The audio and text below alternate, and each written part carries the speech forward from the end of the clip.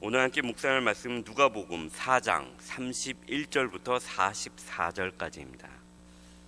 거룩이란 단어, 이 단어는 교회에서 참으로 많이 사용되고 접하는 단어 중에 하나입니다. 오늘 본문에서도 거룩이란 단어가 나옵니다. 오늘 말씀을 통해서 거룩의 의미에 대해서 한번 깨닫는, 다시 한번 생각해보는 시간이 되었으면 좋겠습니다. 안식일에 예수님께서 회당에 가셔서 말씀을 가르치셨습니다. 예수님의 가르침에 모두가 놀라는 장면이 오늘 먼저 나옵니다. 그리고 나서 33절에 보게 되면은 회당에 더러운 귀신 들린 사람이 있어 크게 소리 지르는 장면이 나옵니다. 유대인들이 회당에 모여서 함께 말씀을 보며 나누고 기도할 수 있는 최소의 인원은 10명입니다. 10명이 모이면 회당을 열 수도 있고 회당 안에서 기도와 성경 공부와 모임을 시작할 수 있습니다. 오늘 본문에서 분명하게 드러나지 않는 부분 중에 하나가 이 모인 10명 가운데 이 귀신 들린 사람이 원래부터 있었던 것인지 아니면 나중에 오게 된 것인지는 확실하지 않습니다. 다만 추측할 수 있는 것은 예수님의 나타나심에 이 귀신이 상당히 두렵고 떨렸던 것 같습니다. 그래서 가장 큰 목소리로 소리를 지르며 이렇게 말합니다. 아, 나사렛 예수여, 우리가 당신과 무슨 상관이 있나이까? 우리를 멸하러 왔나이까? 나는 당신이 누구인 줄 아노니 하나님의 거룩한 자니이다. 거룩하신 예수님의 존재 앞에 귀신은 절대 함께 있을 수가 없습니다.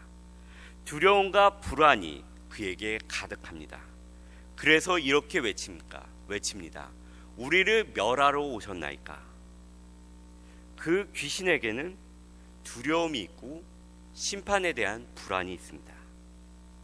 우리가 알고 있듯이 귀신은 타락한 천사들입니다. 이 귀신이 예수님을 이렇게 두려워하고 심판받을 것에 대해서 무서워하는 이유는 그가 바로 타락한 존재이기 때문입니다. 우리는 아담과 하와의 이야기가 나오는 창세기 3장을 아담의 범죄라고 이야기하기도 하고 인간의 타락이라고 말하기도 합니다. 타락한 천사의 모습은 거룩하신 절대자 앞에서 안절부절하지 못하고 심판을 두려워할 수밖에 없습니다. 반대로 이 모습은 타락한 인간이 죽음 이후에 하나님의 심판대 앞에서 섰을 때 그 반응을 동일하게 보여주고 있습니다. 우리는 늘 거룩하신 예수님께 기도드리고 예배를 드리고 하나님의 은혜를 간구합니다. 하나님께 나와 가까이 계시기를 우리는 더욱더 사모합니다.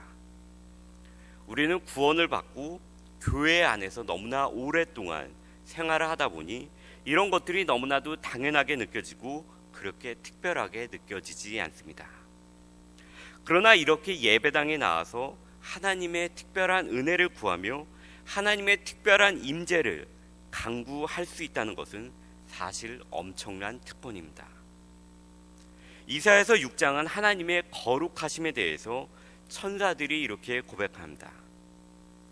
우시야 왕이 죽던 해에 내가 본즉 주께서 높이 들린 보좌에 앉으셨는데 그의 옷자락은 성전에 가득하였고 스랍들이 모시고 섰는데 각기 6날개가 있어 그 둘로는 자기의 얼굴을 가리었고 그 둘로는 자기의 발을 가리었고 그 둘로는 날며 서로 불러 이르되 거룩하다 거룩하다 거룩하다 만군의 여호와여 그의 영광이 온 땅에 충만하도다. 거룩 거룩 거룩, 이렇게 거룩한 하나님을 만날 수 있고 부를 수 있는 것은 사실 타락한 존재에게는 엄청난 은혜입니다. 우리 역시 오늘 본문의 이 타락한 천사인 귀신과 같이 심판의 때를 두려움과 떨림 가운데 기다릴 수밖에 없는 존재였습니다. 오늘 본문은 예수님께서 베드로의 장모의 열병을 치료하시고 이에 소문이 온 동네에 퍼지게 돼서 많은 사람들이 병자와 귀신 들린 사람들을 데리고 와서 나음을 받는 장면이 나옵니다. 이 40절과 41절을 제가 읽어보겠습니다. 해질 무렵에 사람들이 온갖 병자들을 데리고 나오매 예수께서 일일이 그 위에 손을 얹으사 고치시니 여러 사람에게서 귀신들이 나가며 소리질러 이르되 당신은 하나님의 아들이니이다. 예수께서 꾸짖으사 그들이 말함을 허락하지 아니하시니 이는 자기를 그리스도인 줄 알미러라. 예수님은 그리스도로 오셨습니다. 우리의 죄를 위해 오신 메시아 그리스도입니다. 그리고 이 그리스도의 사역으로 인해 우리는 이런 두려움의 모습으로부터 은혜를 사모할 수 있는 존재로 바뀌게 되었습니다. 이것이 얼마나 대단한 것인가는 베드로전서 1장 12절에 천사들도 살펴보기를 원하는 것이니라 라고 말씀하고 있습니다. 천사들은 이런 구원의 경험, 죄를 위해 자신들이 모시고 있는 창조주가 이 거룩하신 하나님이 너무나도 제한적이고 부족한 피조물을 위해 인간이 되어 죽기까지 사랑하시는 이 은혜를 그들은 절대 경험해 본 적이 없습니다. 구원은 이렇게 천사들도 이게 도대체 얼마나 크고 상상할 수 없는 은혜인지 경험해 보지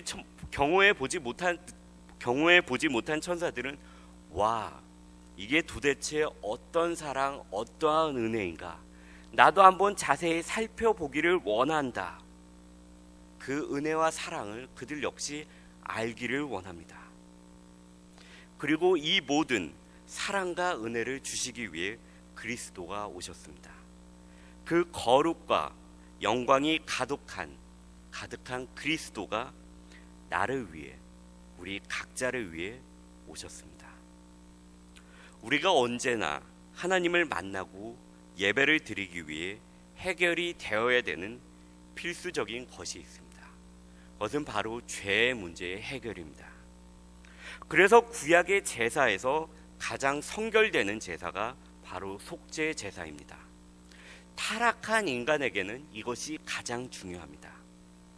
성막, 성전의 지극히 거룩한 곳에 대제사장이 1년에 한 번 속죄 제사를 드리기 위해 들어가는 곳이 지극히 거룩한 곳 지성소입니다.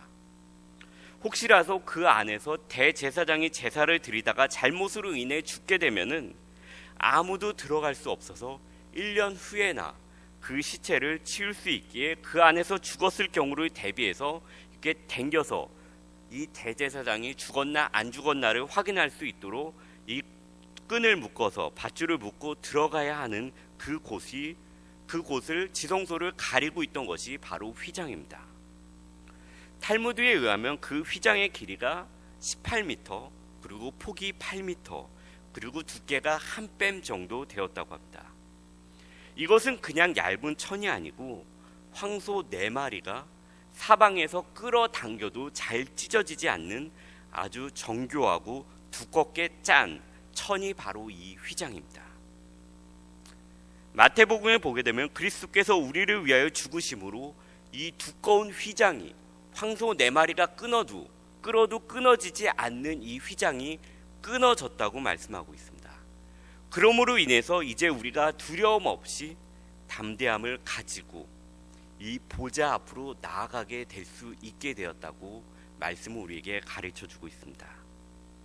두려움에 소리 지르며 심판이라는 멸망을 기다릴 수밖에 없는 존재, 두려움에 소리 지를 수밖에 없는 존재에서 보좌 앞으로, 은혜 앞으로 담대히 나아갈 수 있는, 그래서 그 지극히 거룩하신 하나님의 은혜를 달라고 기도할 수 있는 상태가 이제 우리는 된 것입니다. 그리고 이를 위해서 하나님의 아들이면서 동시에 하나님 자신이신 예수 그리스도께서 그리스도가 되어서 메시아가 되어서 오셨습니다. 나를 위해 오셨습니다. 오늘 본문의 43절은 나를 위해 오신 예수 그리스도께서 열심으로 인간의 구원을 위해 복음을 전하시는 모습에 대해서 이렇게 말씀하고 있습니다. 예수께서 이르시되 내가 다른 동네들에서도 하나님의 복음을 전하여야 하리니 나는 이 일을 위해 보내심을 받았노라. 그리고 나서 갈릴리의 여러 마을을 돌아다니면서 복음을 전하십니다. 이 하나님의 열심으로 인해서 우리는 두려움의 장소에서 심판의 장소에서 거룩의 장소로 은혜의 장소로 천사들도 알기 원하는 이것이 무슨 은혜인가 살펴보기 원하는 그 존재가 되었습니다. 바로 죄사함을 받은 존재가 된 것입니다. 이 크신 은혜를 다시 한번 생각하면서 지극히 거룩하신 하나님 앞에 하나님의 특별한 임재와 은혜를 달라고 사모할 수 있다는 이 큰 특권을 받은 것을 감사하며 다시 한번 생각할 수 있는, 감사할 수 있는 저와 우리 모두가 되기를 소망합니다.